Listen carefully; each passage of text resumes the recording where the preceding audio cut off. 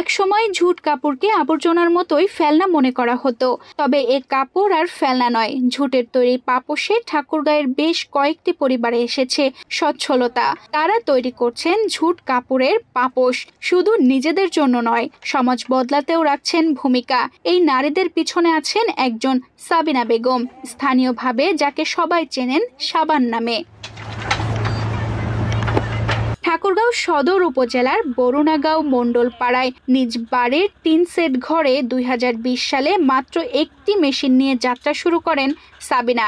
এরপর ঋণ নিয়ে কিনেন ৪টি মেশিন, কাজে লাগান গ্রামের নারীদের। বর্তমানে তার কারখানায় কাজ করছেন ১৩ জন নারী। এই নারীরা জানিয়েছেন আগে তারা ঘরে ছিল, এখন এই কারখানায় কাজ করে তারা মাসে ইনকাম করছেন ৪ থেকে ৫,০০০ টাকা। সংসারে কিছুটা হলেও সাহায্য করতে পারছেন তারা। আমি এখানে ৫ বছর থেকে বানাচ্ছি, মানে আমাদের এখানে ওই যে ঝুট লাগে, সুতা লাগে, অনেক কিছু লাগে। আর হচ্ছে আমরা এখানে কাজ করে আমরা মাসে বেতন উঠাই। আমার স্বামীর কাছে টাকা চাইতে হয় না, আমি নিজে ইচ্ছা মতো কাজ খরচা করতে পারি, আর বাচ্চাদের লেখাপড়া চালাতে পারি, জিপিএসও চালাতে পারি। সাবানার কিন্তু আহামরি কোনো এখানে লাভ হয় না, লাভ আমাদের হয়। আমরা যেটা বানাই আমাদের কিন্তু লাভটা বেশি হয়, ওর কিন্তু অতটা লাভ হয় না, ও খালি এখানকার মহিলাদের কথাই ভাবে। প্রথমে 4টা মেশিন নিয়ে কাজ শুরু করে এখন 6টা মেশিন সাবিনার। ভালো সুযোগ পেলে সবাইকে নিয়ে এগিয়ে যাবে বলে জানালেন সাবিনা বেগম। আমি একজন নারী, তা আমার ইচ্ছা ছিল যে সব নারীদেরকে নিয়ে একটা কাজ করব।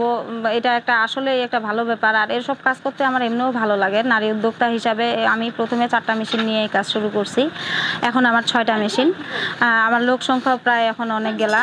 যাই হোক, যদি এরকম ভালো কোনো পারফরমেন্স আরও থাকে, আমার নারীরা যে কয়েকজন আছে স্টুডেন্ট সহ সবাই খুব আগ্রহী এই কাজে।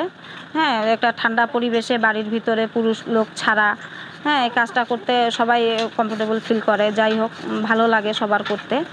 হ্যাঁ, তা আমার ইচ্ছা আছে যদি আমি এরকম কোনো সুযোগ সুবিধা ভালো পাইতাম, আরও সামনে অবশ্যই সবাইকে নিয়ে একসাথে আগায় যাইতাম। সাবিনার এই উদ্যোগ প্রশংসনীয়।